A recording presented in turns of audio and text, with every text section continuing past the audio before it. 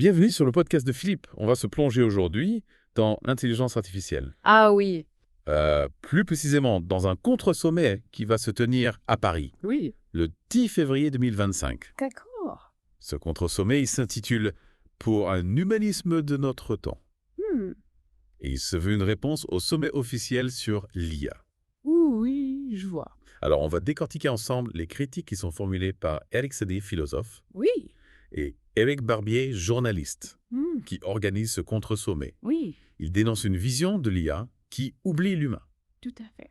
Et on va voir comment ça se traduit concrètement avec l'exemple du journal L'Est et Républicain, qui utilise déjà ChatGPT. Ah, intéressant. On parlera aussi des conséquences de l'IA sur le travail, l'éducation et l'environnement. Bien sûr. Et enfin, on verra quelles solutions sont proposées pour un futur plus humain face à l'IA. D'accord, très bien. N'oubliez pas de vous abonner à la chaîne YouTube et de liker la vidéo si le sujet vous intéresse. C'est un contre-sommet qui arrive à un moment crucial. Et l'IA est partout, on en parle tous les jours. Oui, c'est vrai. Mais on a rarement l'occasion d'entendre une voix critique. Absolument. Alors, pour planter le décor, ce contre-sommet se déroule au Théâtre de la Concorde. Oui. Un lieu symbolique qui contraste avec l'ambiance très business du sommet officiel. Hmm.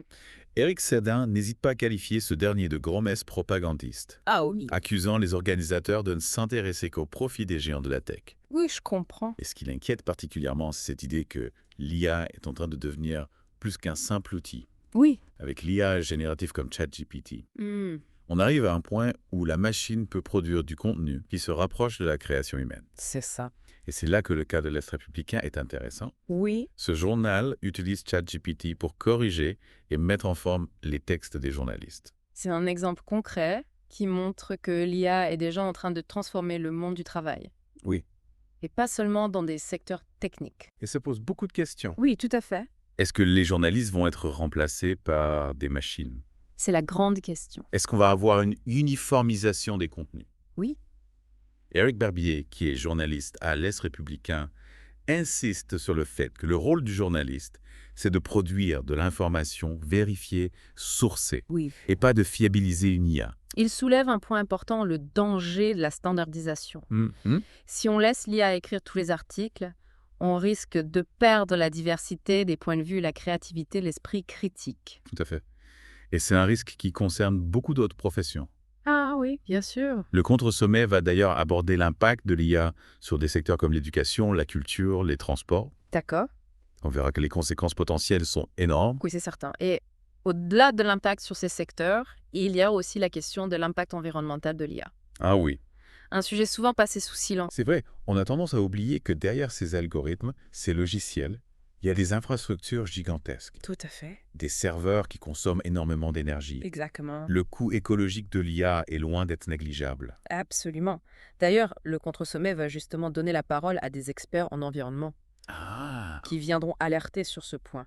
Il faut qu'on prenne conscience de cet aspect avant qu'il ne soit trop tard. et c'est là qu'on voit tout l'intérêt d'avoir un contre-sommet. Oui. Le sommet officiel a tendance à mettre en avant les aspects positifs de l'IA, le progrès et l'innovation, la croissance économique. C'est vrai. Mais il est essentiel d'avoir un espace de débat pour discuter des risques et des dangers potentiels. Exactement. Et ce qui est intéressant avec ce contre-sommet, c'est qu'il ne se contente pas de critiquer. Non. Il propose aussi des alternatives, des solutions pour un futur plus humain avec l'IA. Alors justement, quelles sont ces solutions? On va retrouver des intervenants venus de tous horizons. Des philosophes, des sociologues, des artistes, des représentants d'associations. Encore. Ils vont partager leurs réflexions, leurs expériences, leurs visions pour un développement responsable de l'IA. Intéressant. L'un des thèmes centraux, c'est la nécessité d'un débat démocratique sur l'IA. Ah oui. Il faut que les citoyens s'emparent de ce sujet et qu'ils fassent entendre leur voix. On ne peut pas laisser les grandes entreprises technologiques décider seules de notre avenir. C'est un point crucial. L'IA va avoir un impact sur nos vies, sur nos sociétés. Oui. Et il est important que chacun puisse participer aux choix qui seront faits. Tout à fait. Et pour ça, il faut que les gens soient informés, qu'ils comprennent les enjeux, les défis, les opportunités liées à l'IA.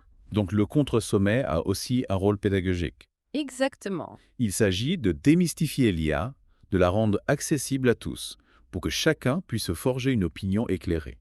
C'est ça. Et j'ajouterais qu'il est important de ne pas tomber dans le catastrophisme. L'IA n'est pas forcément une menace. Elle peut aussi être une force positive si on l'utilise à bon escient. Tout à fait.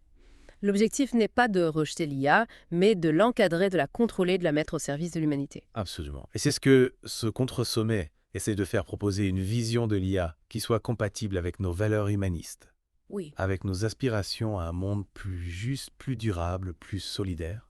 Ce qui est fascinant avec ce contre-sommet, c'est justement cette diversité.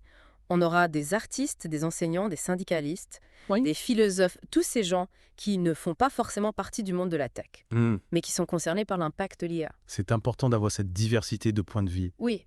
L'IA ne doit pas être un débat réservé aux experts. Non. C'est un enjeu de société qui nous concerne tous. Et ça me fait penser à une question que vous avez posée tout à l'heure. Oui. Comment concilier le développement de l'IA avec nos valeurs humanistes? Ah oui. Est-ce qu'on peut imaginer un futur où l'IA serait vraiment au service de l'humain? Je pense que c'est possible, mais ça demande un effort collectif. Oui. Il faut qu'on définisse ensemble quel type de société on veut construire avec l'IA. Quelles sont nos priorités? Qu'est-ce qu'on est prêt à accepter? Qu'est-ce qu'on refuse? Et ce contre-sommet est une première étape dans cette réflexion. Tout à fait. C'est un lieu de débat, de confrontation d'idées où on peut exprimer ses craintes, ses espoirs, ses propositions. C'est aussi un appel à l'action. On ne peut pas rester passif face à l'avancée de l'IA. Non. Il faut s'engager, prendre position, se mobiliser pour un futur où l'humain reste au centre. Alors si vous êtes intéressé par ces questions, je vous encourage vivement à vous renseigner sur ce contre-sommet. Oui. Il aura lieu le 10 février 2025 au Théâtre de la Concorde à Paris. Toutes les informations sont disponibles sur le site internet. Parfait. Et bien sûr, n'hésitez pas à partager vos réflexions avec nous en commentaire de cette vidéo. Merci de votre écoute et à bientôt pour une nouvelle plongée au cœur d'un sujet passionnant.